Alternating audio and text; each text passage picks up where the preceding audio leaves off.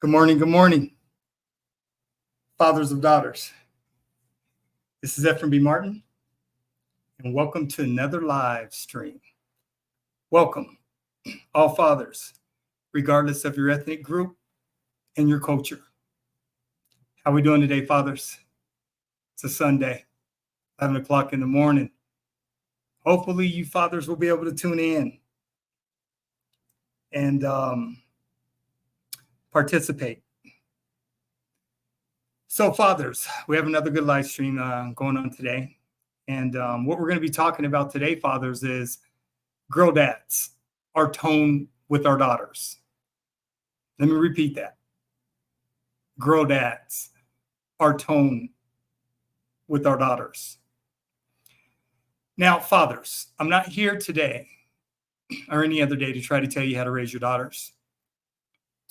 That's not my job. That's not my position. But what I am here to do is provide you educational and information to help you make better informed decisions. So that's why we're here today. And what we're going to be discussing, it may trigger some fathers, and I'm okay with that. That's not my goal to trigger any fathers, but I just think we need to really take a look at when we're dealing with our daughters and their mothers or any woman.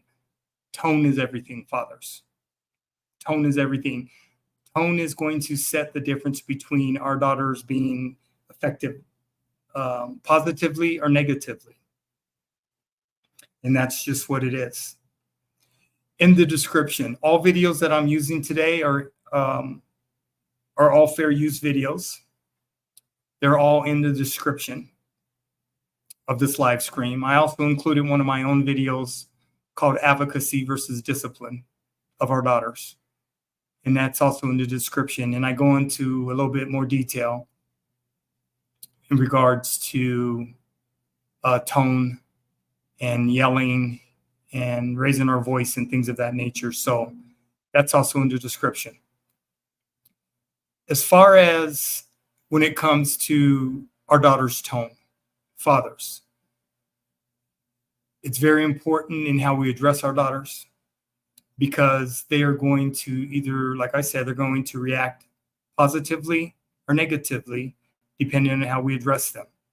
Now, when I do a lot of men's groups, online and in person, and when I'm talking to a lot of fathers just don't get this part of it, and they try to push back on it, and they try to explain to me, Ephraim, raising your voice, a lot of times, it gets the attention and things of that nature. So that's fine.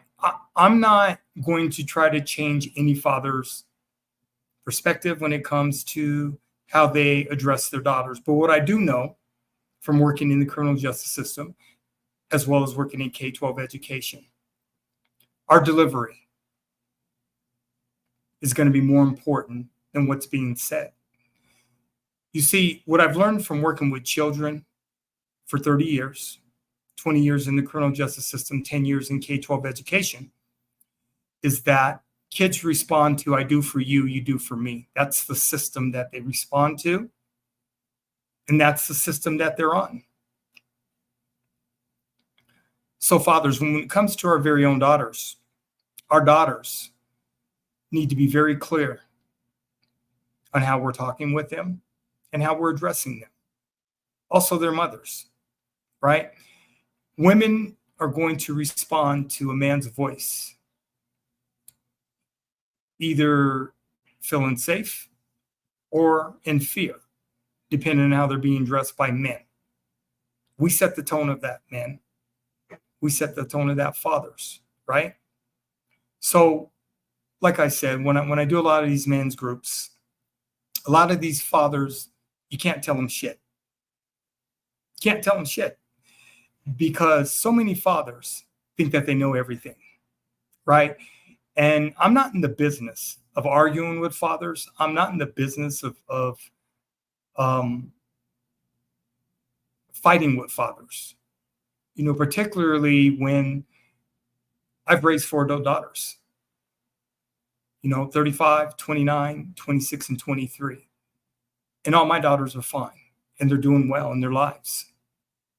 So I don't get into the back and forth when I'm talking about tone when it comes to our daughters. Like I said, so many fathers want to push back on that. And they actually want to argue and they want to fight with me. So I don't get into those types of battles. I present information. I present my, excuse me for a second, I got to adjust my webcam. Okay. I present my information as far as me being a father and raising 4 adult daughters, using myself as an example. And then I present studies to fathers as well.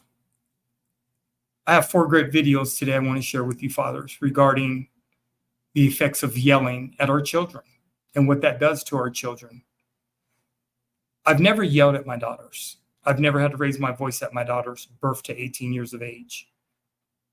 And a lot of fathers, when I come into contact with them, and I'm explaining to them that I've never had to do that, they look at me like I'm crazy.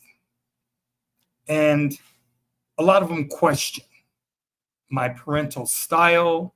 A lot of them question my parental sincereness because so many men, depending on how they were raised by their own fathers, we have this part of us being men. We have this in us to command through our voice, which I don't have a problem with when you're addressing other men. But when you're addressing women and when you're addressing young women and when you're addressing our daughters, your tone has to be totally different or you're going to lose them. That's just what it is, gentlemen. And like I said, me never having to raise my voice at my daughters or having to yell at them, it's because I'm disciplined, right? And I just learned from working in the criminal justice system how to address children. I learned from working in K-12 education how to address children. And the one thing I know about kids is if you don't meet them where they're at, they're not interested in talking to you as an adult. So with that being said, fathers, my overall goal when it comes to Grow Dad YouTube channel is to help all fathers understand our sense of urgency that we must have in order to build long-term, sustainable relationships with our baby girls. That's my ultimate goal because I understand my purpose. So, fathers, we have a great opportunity to shape our daughters into beautiful young women. We have a great opportunity to show them another side of men because we're leading them. And when our daughters are being led by their fathers and they're feeling protected and safe, amazing things will happen in their lives. So that's one of my goals, fathers, is to help us understand our sense of urgency and to build those long-term sustainable relationships with our baby girls. Now, all fathers aren't going to agree with what I present, which is fine. Not all fathers are going to accept what I present, which is fine as well, too. You can always do your own research, and I encourage you to do it. But what I do know, raising 4 successful daughters, I got it right. And I would never tell any other father, you need to do it my way. Okay, the way I worked with my daughters was because of my experience of working in the criminal justice system in K-12 education. So I had direct access to children every day, all day. So I have a totally different perspective. I have a totally different approach. But what I did learn from children and what they taught me was if you do not meet them where they're at, and if you do not listen to them, and if they do not invite you into their world, they will shut you down. That's how kids get down. That's how kids work. So, like I said, fathers, we have an opportunity to show our daughters another side. And I would encourage all fathers regardless of your ethnic group and regardless of your culture, to just sometimes just take a step back and reflect in the mirror sometimes as a father. How do we get this thing right? Okay, because we're learning. Most of us have never raised baby girls. The majority of men have never been in contact or expected to raise a baby girl. So when you get one, you have an opportunity to set incredible examples on what that looks like. So that's what I want to encourage all fathers to do. Okay? All right. So let's take a look at this first video. I have 4 that I want to share with you fathers today. All right, let me get it set up here, fathers.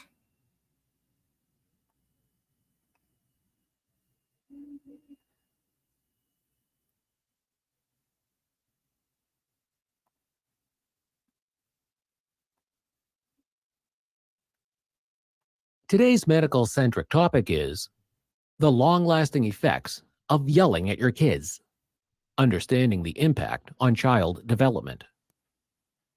Parenting is a challenging journey, and every parent may find themselves raising their voice at their children from time to time. While occasional frustration and raised voices are normal, frequent or intense yelling can have significant and long-lasting effects on children. In this video, we will explore the impact of yelling on child development and offer insights into alternative and positive parenting strategies. 1. Emotional impact.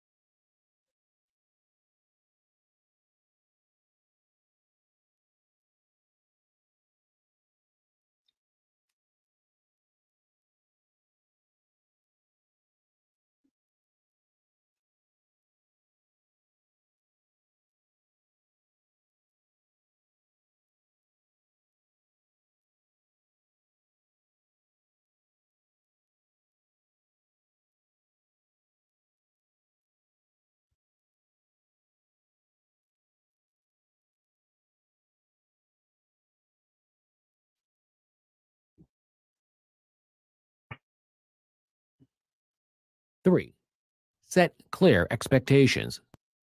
Establish clear boundaries and expectations for your child's behavior. Be consistent with consequences and positive reinforcement. 4. Teach problem-solving skills. Help your child develop problem-solving skills to handle challenging situations effectively. 5. Lead by example. Model positive behavior and coping mechanisms for your child. Show them how to manage emotions constructively. Yelling at children can have profound and lasting effects on their emotional, behavioral, and cognitive development. As parents, it is crucial to recognize the impact of our actions and adopt positive parenting strategies that foster a nurturing and supportive environment. By practicing patience, active listening, and positive discipline techniques, parents can build strong, healthy relationships with their children and support their overall development. Remember that effective communication and understanding are essential in guiding children through life's challenges and helping them grow into confident and emotionally resilient individuals. Thank you for watching our video. Please do not forget to like and share the video. Also, please subscribe to the channel to stay updated on our latest videos. Today's medical-centric topic is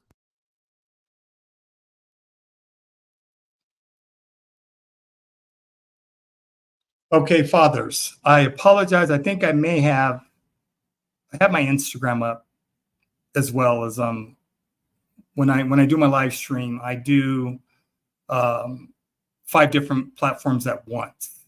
So I think I accidentally went in between my Instagram and the actual video. So I apologize for that if that screen was showing for a portion of the video. So I apologize for that. But pretty much the video, as you can see, the effects of yelling at our children. It's not good, right? Now, I know there's a lot of fathers that were raised in families where they were yelled at. I know there's a lot of mothers that were raised in families that were yelled at. I was never yelled at as a child by my mother. I was raised in a single parent household by default by my mother because my father was murdered when I was 2 years of age, 2.5 years of age, almost 3 is when my father was murdered. So I was raised in a household with a single mother. I'm the baby of 5 children. And my mother was the most incredible woman to walk the face of the earth. She was nurturing. She was a great human being, rest in peace. And she was just a nurturer by her nature. She was just a great nurturer.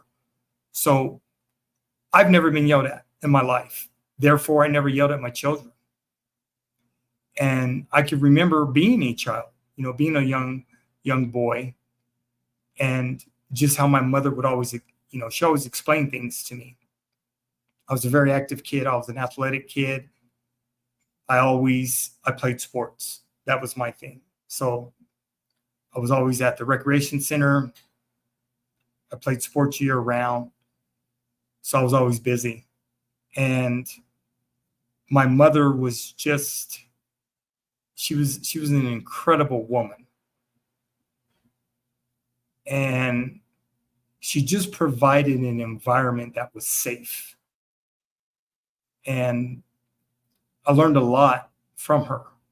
So becoming a father myself of all baby girls, I wanted to make sure that my daughters understood from their father that yelling wasn't okay. And like I said, I never yelled at them. I never raised my voice. I'm going to be doing a live stream with my daughters. Hopefully this summer. I got to get them all together because they're all got crazy schedules working and doing their professional things. But I want to do a live stream with my adult daughters, and I want it to be a live question and answer, and let my followers, my subscribers, ask my daughters whatever they want. I won't say a word. I'll let you ask my daughters whatever they want about their father, and my daughter's going to tell you the truth. The one thing they're going to tell you is I never raised my voice at them, and I never yelled at them. That's never been a part of my personality. It's never been a part. I'm too laid back of a human being, and not much gets to me. And I loved fatherhood, so I just did. I went through fatherhood with each one of my daughters as a blessing. Fatherhood is stressful. Fatherhood is challenging. It's never going to be easy when you're a father of baby girls. It just isn't. And it's not meant to be. But I had an opportunity to show my daughters another side of men and what to expect from men and young boys, because I set that standard. I set that example. And yelling it doesn't get anything done. Fearful children will never respond accordingly to their parents. They're just not going to do it, because if they're fearful of you when they're little, they too have defense mechanisms. They know how to shut their bodies down. They know when they don't feel protected and safe. So like I said, fathers, I'm not trying to tell you how to raise your daughters. Not my job. We do have an opportunity, though, to show our daughters the other side and let them know that yelling at them is the easiest way to lose the relationship of the father-daughter relationship. It's very simple. If you raise a child in fear, I can promise you it's never going to turn out good. Because when they become adults, I have a lot of adult friends. Their children don't even mess with them. Their adult children, sons and daughters, they don't talk to them. They don't even mess with them because of their trauma that they experienced when they were little. And they've decided as adult children, they're not fooling with their parents. And that's just crazy to me. I don't understand it. I don't accept it, but that's what it is for a lot of adult children. And I know particularly little girls, because they suppress things when they're little, and when they grow into young women and become adult women. When young girls become adult women and they decide they ain't messing with their parents, they cut you off. They don't fool with you. They just don't. They go about their life. They thank you for what you gave them. And that's what it is. Because as adult women, they figure out, you know what? I'm no longer under that household. I don't have to listen to them anymore. And I didn't like how it turned out for me. So guess what? I don't have to fool with them. And I don't think that is healthy, because eventually we all want our daughters to end up married and having grandbabies, and so we can become grandparents. I know I'm looking forward to becoming a grandparent. I have 4 adult daughters. So, once they get married and have husbands, I'm looking forward to being a grandpa. And my daughters already know the way they were raised. My grandchildren is going to be 10 times worse. So they're going to be mad at me, and that's okay, because when you earn that right as a grandparent, those are your grandbabies. Your job as a grandparent is to love the babies, your grandchildren, spoil your grandchildren, and then send them back home to their parents. I know that's what happened to me and my baby girls. Their grandparents did that to them, and just had to deal with it. So that's what it is. Grandparents are amazing, and they're wonderful, and we need them in our life. They're part of the village, right? So, fathers, I'm just hopeful that many of you fathers will take this information and be objective about it, not personalize it and feel like you're being attacked and, that sort of thing. We can always learn. We're in learning mode. That's what's going to make us better as fathers. That's what's going to make the father-daughter relationship good, to be able to withstand the test of time. I have an incredible relationship with all my daughters, and I'm just happy to see them sisters when I see them. And I talk to them all the time, and just making sure they're doing well. And I got a lot of things right. I got a lot of things right in fatherhood. So that's all we're doing, fathers, is sharing information and trying to become better as fathers. That should be our goal. One of our goals is to become better as men. That's our commonality. Okay. Let me get this next video set up, fathers.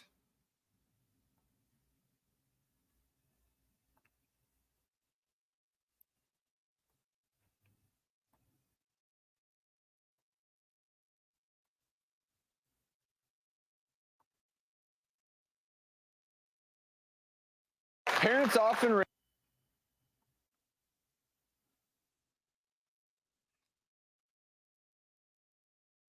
Okay, fathers, let's see where I'm at. All right, video number 2. Here we go. Parents often raise their voices at their kids when the situation gets a bit frustrating, but could it be detrimental? To yell or not to yell? That is the question many parents ponder. Raising children is an art that's hard to master, with experts suggesting radically different approaches that seemingly change every day. But can yelling at your kids actually harm them? Some research has been emerging that says raising your voice at your children may be as damaging as physical abuse. How bad can this age-old parenting tool really be? And where do we draw the line? Parenting experts Dr. Deborah Gilbo and Amy McCready join us now. And I want to thank you both for being here because you have slightly different perspectives on this. And Amy, I want to start with you. Is it ever okay for a parent to yell at their kid? Well, yelling should only be used in situations of, extreme danger when you really need to get their attention. Yelling should never be our go-to discipline strategy because it doesn't work to change behavior long term. Otherwise, parents wouldn't be yelling at their kids over and over for the same thing.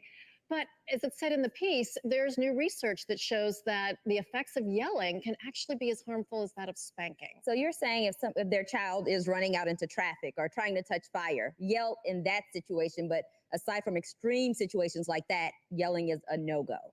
It is a no-go. And you're right. When you need to get their attention, you yell and you yell loud. But what happens is that if we're yelling all the time, kids become parent deaf, meaning they tune us out. So when we need to get their attention, we kind of train them that they don't have to listen until we yell, because then they know we're really serious. But that puts us in this spot of saying to parents, it's as dangerous to yell at kids as it is to hit kids. That tells me two things as a parent. That means if I yell, I've failed. It's like I'm beating my kids. And that's just not true. And it also sets me up as a parent to feel like, well, I'm super frustrated with this child and I already yelled at them. I might as well give them that spanking. And that's also not reasonable because we know that spanking is damaging pretty much every single time. And we don't know that yelling is dangerous every single time. Yeah, and I think, don't you think it comes down to frequency and intensity? So every parent on the planet yells from time to time. But if you find that you're yelling every day, multiple times a week, and then those interactions are angry and intense, I think that's where we have to look at it and say, okay, is this having harmful effects on our kids? And is it really working to change the behavior? But to say yelling is as bad as physical abuse, I want to talk about that a little bit because to me, it seems like there's a difference. But if you're thinking that yelling at your kids when they were younger was the same as hitting them, I know I didn't think that way at all. But to their point, then when I did break down a little bit and yell, I did feel bad about it. Like I could have handled that in a better way. But that's a great opportunity because we do mess up as parents. And so when we yell at our kids, then what happens? Well, two things. They learn.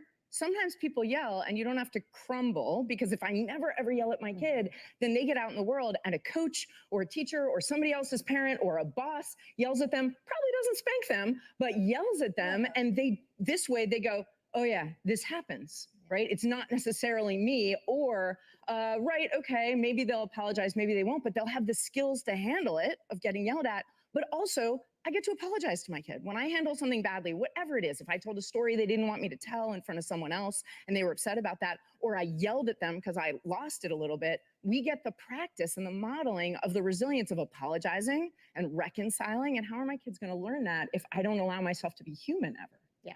And again, all parents are going to yell from time to time. And I love using that opportunity as a teaching moment for your kids when you do mess up. So I think the way we handle misbehavior, as I said, week in and week out, that really teaches them how they're going to communicate and deal with difficult situations as they arise. Absolutely. And I think overall, when it comes to kids, yelling is overutilized, but I don't know that a lot of parents will be able to give it up altogether. It's like, put the toy down, put the toy down, put the toy down, put the toy down. And, and that third one, when you raise the voice, finally they put the toy down. But I think also what you yell is very important. So if you're yelling, put that toy down, that's different from saying, put that toy down, you whatever person, like something derogatory. Well,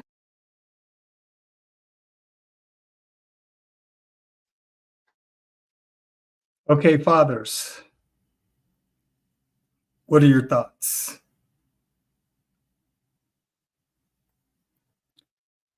What are your thoughts on that, fathers? Because I know a lot of families, know a lot of dads, they don't like hearing from other professionals that are doctors, psychologists, or anyone else, because they just don't want to hear from them. And that's fine.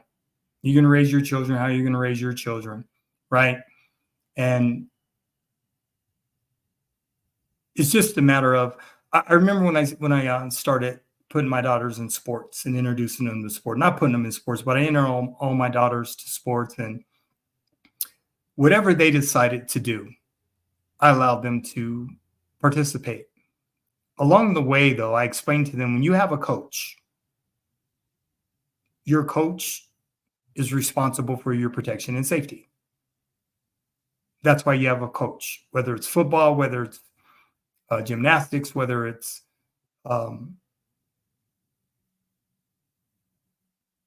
cheer, whatever little girls are going to be involved in, right?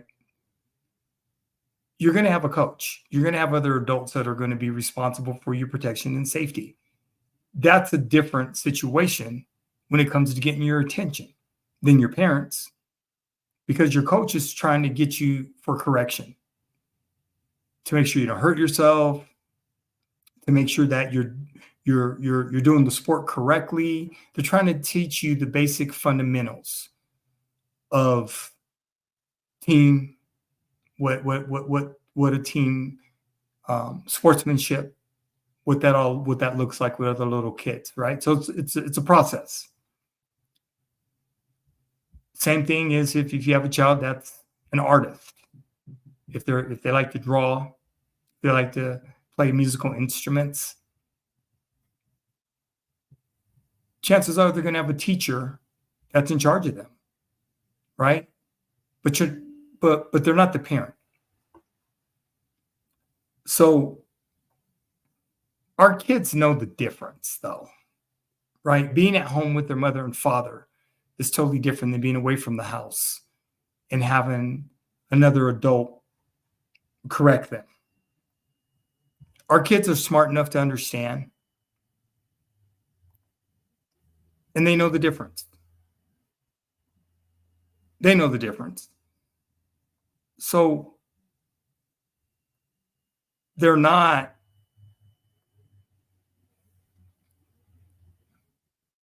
I just don't believe that most kids are purposely trying to disappoint their parents. And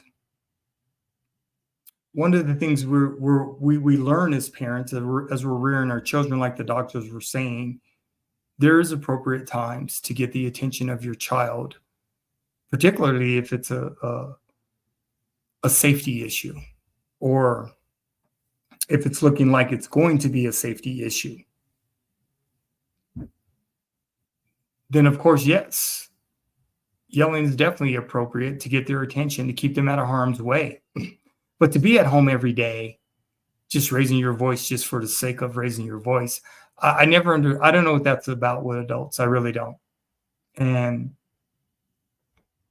like I said, in these men's groups that I do, I shake my head at a lot of these fathers because they don't think I know what I'm talking about. And, I'm just one of those human beings. I don't force myself on no one. I come with the experience that I come with professionally, as well as raising 4 adult daughters. And I put it on the table. And you're either going to accept it or you're not. And I'm not here, like I said, to tell any father how to raise their kids. But I can tell you, working with children for 30 years, that whole yelling thing, it ain't flying with children. It just isn't. I remember when I was the dean of students, and I'd have kids come in my office and tell me how they hated their parents because they're always yelling at them. And it was just, it was crazy to me to, children, some of the personal stories that they would share with me about the relationship that they didn't have with their parents was just, it was shocking. So, I just think that we have an opportunity, fathers, to really shape our daughters when it comes to tone. in our delivering of tone. And we have to check ourselves. See, most men don't want to be checked. Most men don't want to check themselves because they think they're right. And they think that if they get checked or have to self-reflect, here comes the male ego. It's not always about a win-win situation or not win-win. It's not always about winning, fathers. It's always about a win-win. I always had win-win situations with my very own daughters, always, because I explained everything to them. I had the patience and the understanding to sit down with my baby girls and explain things to them. And frustration is a part of fatherhood. There's just no way around that. And if you think you're going to get out of that, you're sadly mistaken. You shouldn't have had kids. That's all I can tell you. If you don't think you're going to be frustrated as a parent, you shouldn't have had children. Because when our kids are here, it's not about you. It's about them. And like I said, a lot of fathers push back on me. And I've gotten into some very interesting battles with fathers because when I point out things to them, they ain't trying to hear it. And at the end of the day, they want to be right and they want to make me wrong, which is cool. I got a problem with it. Do you? But I know what works because I work with kids for 30 years. So that's my perspective. That's where I come from. Okay, fathers. Let me get this next video set up. We have a total of 5 videos. I apologize. I said 4, but we actually have 5 videos. Let me get this.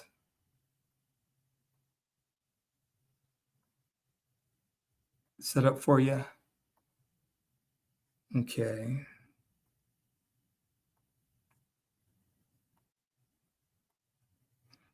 Dads, I hope you're having a wonderful Sunday. And I'm hoping that you're having a great week, or you have great weeks every week with your children. Because parenting is not easy. So, okay, let's get this. All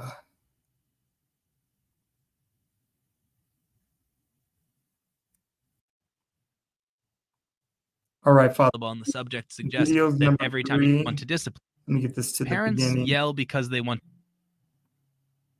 Let me get this from the beginning. I want to make sure we get the entire video. Okay, fathers, video number 3. Parents yell because they want to discipline. Sometimes they yell because they've just lost it, but sometimes there's a calculated yell where we assume we're teaching when we yell. And all of the studies that I've seen suggest that that's not at all the case. The only time that yelling is a good idea, it seems from the research, is when you need to stop a behavior right now because someone's in danger. Your kid's about to run into the street, scream. Because you need them to stop running into the street. Angry yelling, especially just to get out your own emotions, it's not good for you and it's not good for your kid. There's one study that found that harsh verbal discipline, yelling at your kids, cursing at your kids, is about as bad as spanking them or beating them.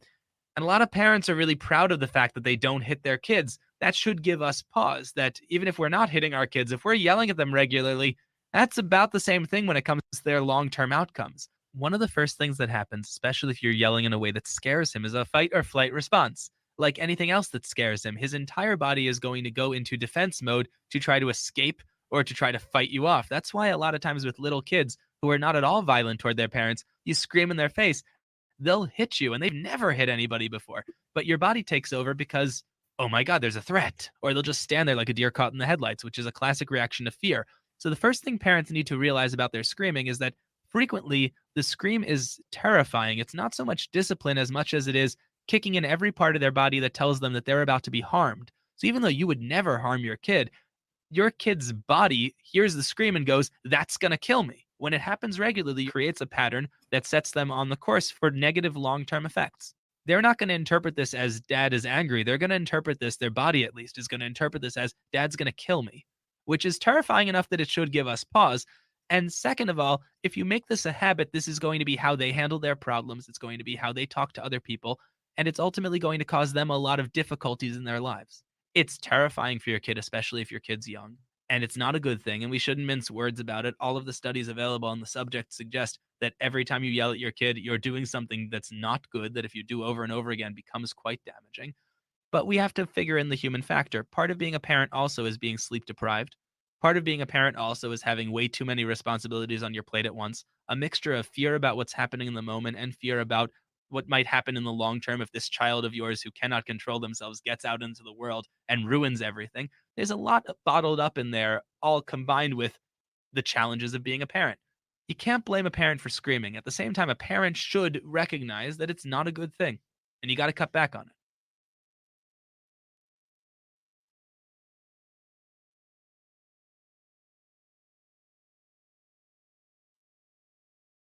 Okay, fathers. That's a good video.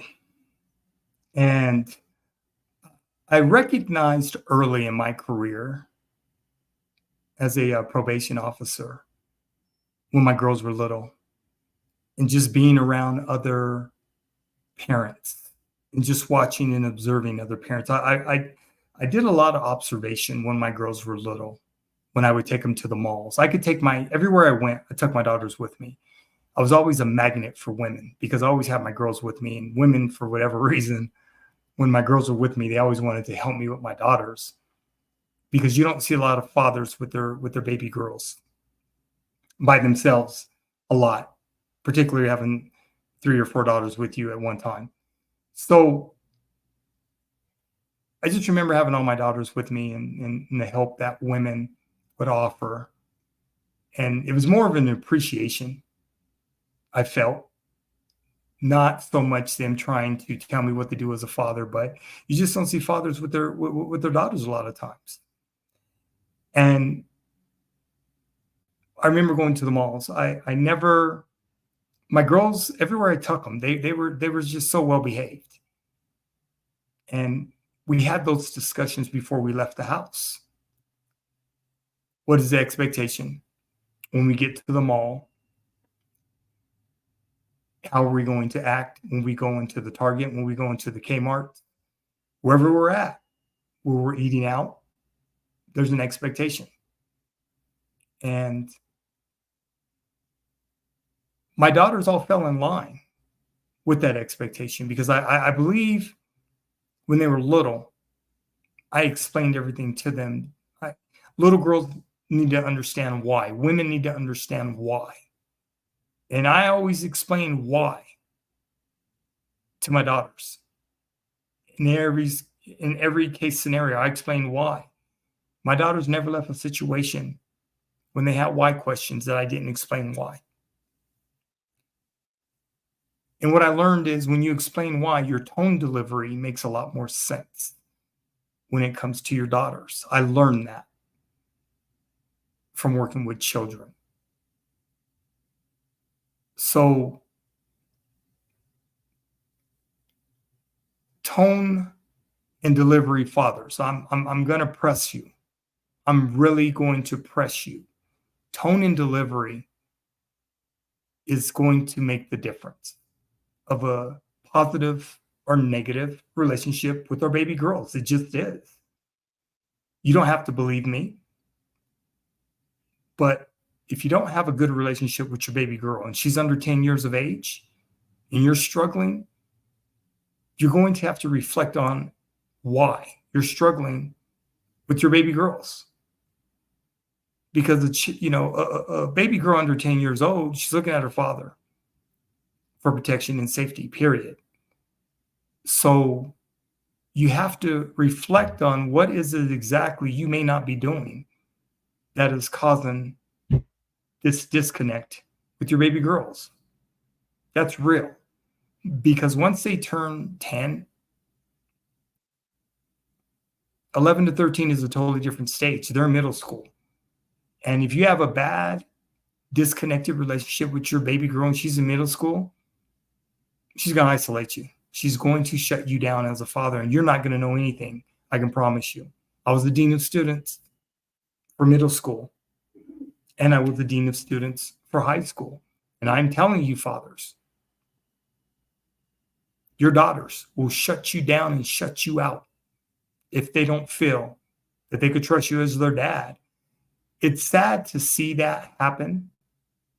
I experienced it all the time with students at my middle school and high school. It was horrible. And when I try to speak to these fathers about it, a lot of these fathers are just they ain't trying to hear it, and they're in denial, and they don't understand, and they're not willing to change. And it gets to a point when they're teenagers, their relationship is broken. They're going to do what they're going to do, and they're going to make their fathers pay. And then fathers are sitting back wondering, well, what the hell happened? Well, you didn't listen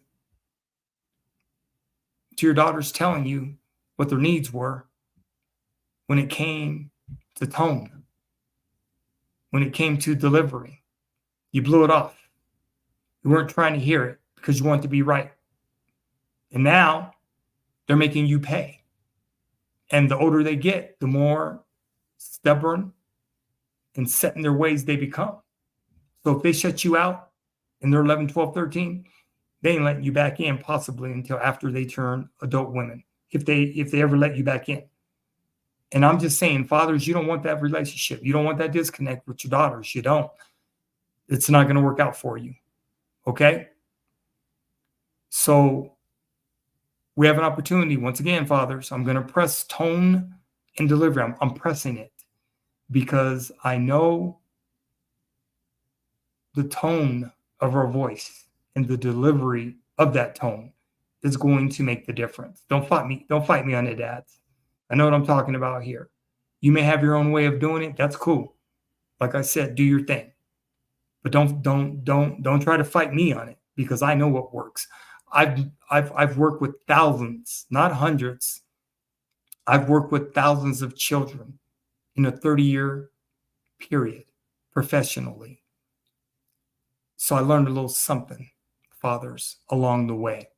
All right? And that's what I'm sharing with you. Is if something's not working and there's a disconnect, we need to be trying something different. Because the sustainability of the relationship with our baby girls is way more important than us being right. I'm telling you. Okay, let's take a look at this next video, fathers. Give me a second to set it up.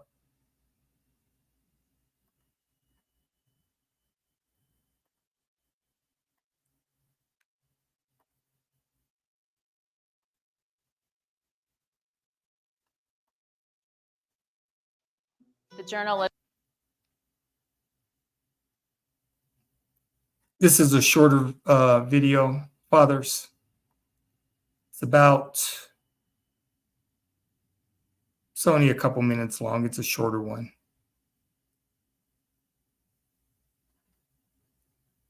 All right, fathers, next video.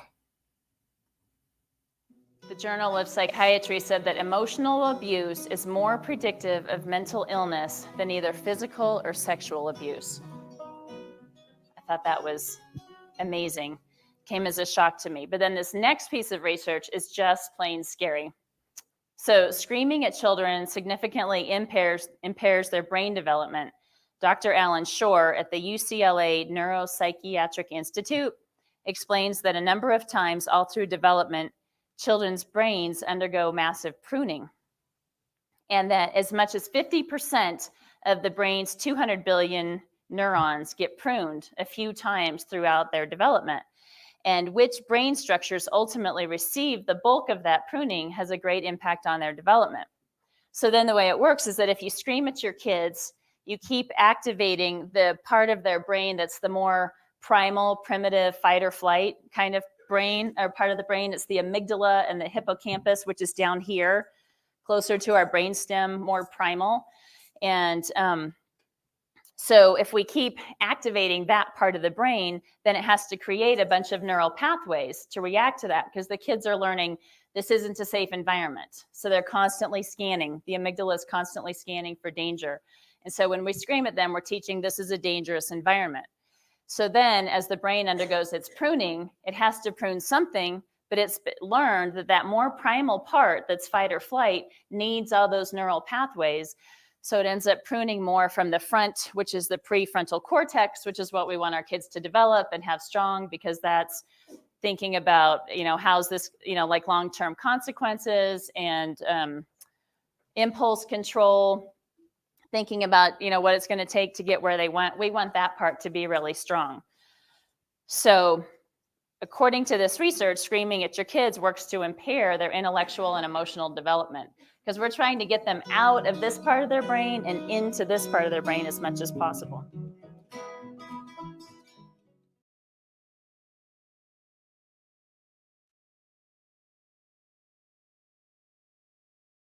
Okay, fathers, what you think about that video? And the Next tonight, a the secret the inside the the modern thing American- is, fathers, is we most of us men, if we had our fathers in our lives, like I said, my father was murdered when I was almost 3 years old. I was two and a half. I didn't have my dad. And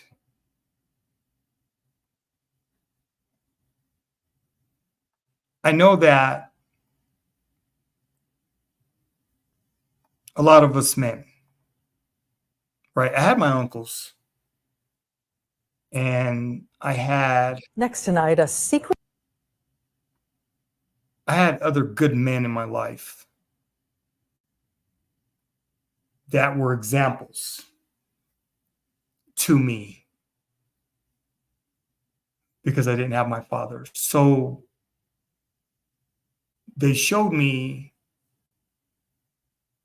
what good men could be and how good men could end up. Now, most of the men in my life when I was growing up, because I played a lot of sports, my coaches and the men that were in my community that when I would go to the recreation center, they were all married men. So I met very few men when I was a child that weren't married men, that didn't have families and kids of their own. So the leadership that I saw from these men that were married, white, black, Latino, Native American, whoever was in my life as an adult male, it was positive. And like I said, they all had wives and they all had their own children. So that's what I saw as a kid, even though I didn't have my father. The men that were in my life, they were good men. I've never had a man take advantage of me, try to take advantage of me, try to harm me, try to put me in harm's way. So all my mentors and all the men that came in my life, they were good men. I can say that. And they made a positive impact on my life where I was able to not only watch them, but I was able to model what I saw with my own daughter. So I've always taken experiences from childhood and what I've learned in my life and being able to apply that to my baby girls. One of the things that I learned as a kid when I was watching these men is I never saw them yelling at their children. I didn't live in their household, but when they were with their children, whenever I was around, I never saw these men yell at their children. So there's just carrots I remember as a kid being around other men, manly men, that helped shape my perspective and help me understand this thing called life. Because when you're a kid, you're learning. But I've always paid attention, fathers of daughters. And I wanted to make sure with my baby girls, I got it right. So I was willing to do whatever it took, research, because I'm a researcher. I'm a legal researcher. I've always looked at studies as my base. There's a lot of studies that are out there that I don't always agree with. So I wouldn't use that information. But the ones that I do agree with, that have helped me throughout my life, I implemented that information and it helped me become a better father. And it helped me build the better relationship with my baby girls, because having daughters was all new to me, just like it's all new to you fathers. But I had to figure it out. And there were no books that were there that were able to help me. My book, Daddy's Girls, excellent book. I believe it's the blueprint to help fathers understand their sense of urgency that we must have. It's available at Amazon.com. You can get it through my YouTube channel. There's a link there. So feel free to purchase it. But I cover the 3 different stages of development in my book. And I talk about a lot of things. My live streams are my live streams. My book is complementary to my live streams. There's a lot of things in my book that I'm not going to discuss through my live streams, because I need you to get my book so you can have an understanding of me, of where I'm coming from. My live streams are my live streams. I'm proud of my live streams. I've been live streaming since July of 2023. This is number 34, I believe. This is my 34th live stream. So I'm feeling great about it. And I'm going to eventually, fathers are going to participate more and more. And I will build that capacity where fathers are going to feel safe.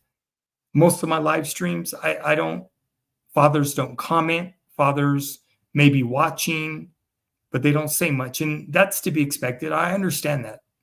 I understand a lot of fathers may not feel safe to be able to come online and express how they're feeling honestly, without being judged about raising their daughters. And because a lot of their wives, or if they're divorced and single fathers, the mothers of their children, can be very, very critical of their rearing their children,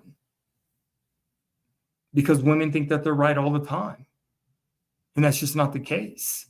A father has to be allowed to be a father, to figure things out, particularly with little girls.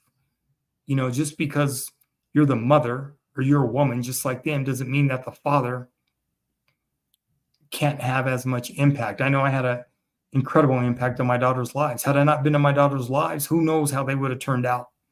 They need both parents, is my point. You need your mother and you need your father to help you become a successful child. Whether you're married or you're divorced, you need both parents, right? So fathers, once again, I'm gonna press our tone and our delivery of our tone when it comes to our daughters. It's critical. It's necessary. We have to get this right, fathers. Otherwise, our daughters, it's not gonna work out. I'm telling you, I know too many men that don't have relationships with their adult daughters, and they're struggling with not having that relationship. Because when your kids, when they decide they ain't fooling with you, you lose. That's all I got to say. The older I get, I ain't got time to be tripping with my daughters. I ain't got time to be having my daughters not wanting to fool with their dad because of some stupid stuff. All right, fathers? So, all right. We have one more video, and then we're going to end this live stream. I appreciate your attention today and being a part of this live stream. If you're able to be a part of it, like I said, you know, I'm not really worried right now. I don't think I'm ever going to worry about fathers' participation in my live streams. I mean, if you participate, you do. But sooner or later, you're going to have to figure out, you're going to need someone like me to help you understand the relationship and the sense of urgency that you need with your daughters. And this is why I live stream every week. I rarely have fathers participate in my live streams, and that's fine. I'm here for one reason and one reason only, to help fathers understand our sense of urgency. And if our fathers participate, cool. If they don't, cool. I'm going to do my live streams every week. This is something I've committed to. I'm at a totally different transition in my life to be able to do this. And I care, right? I'm a doer. I'm not going to sit back and bitch and complain about fatherhood and what didn't work. And I have a platform now. It's my platform. I'm in charge of it. So this is a great opportunity for me to help all fathers, regardless of their ethnic group and background. And I intend to do so. Okay, fathers, last video.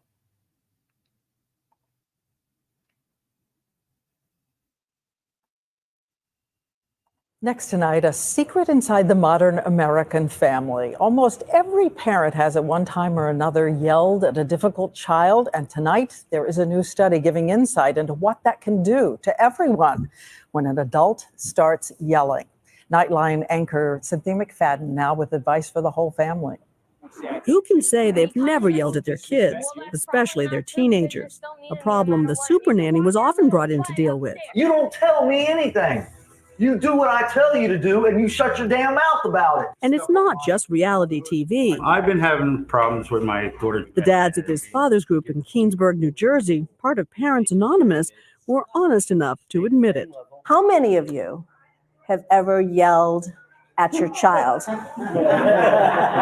But a new study contends, even in otherwise loving homes, yelling, especially when it's mixed with name-calling and insults, can cause the same problem for young teenagers as hitting them: depression, anxiety, and low self-esteem. We are New Age Brady Bunch. The Johnson Tuggy clan in Cleveland say they don't curse or use put-downs, but they are a little worried about how much yelling goes on. I'm a yeller.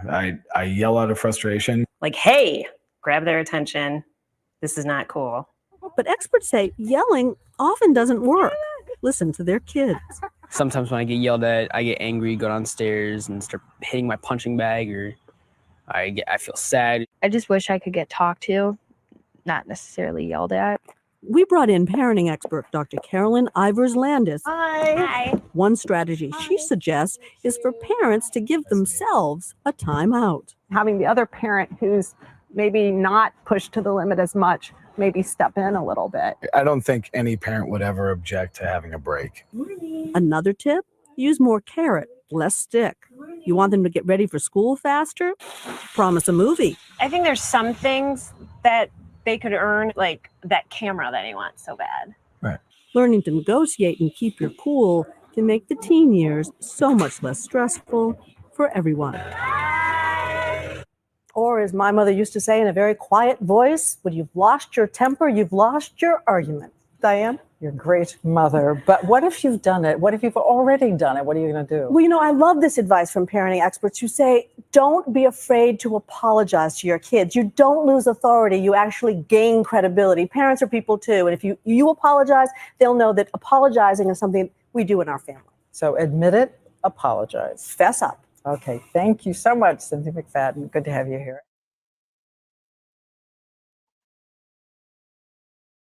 Okay, fathers, another live stream at Girl Dad YouTube channel. I remember in my book, I discuss negotiations, and I'm not going to go into detail on any of my live streams because there's information in my book that fathers need to understand.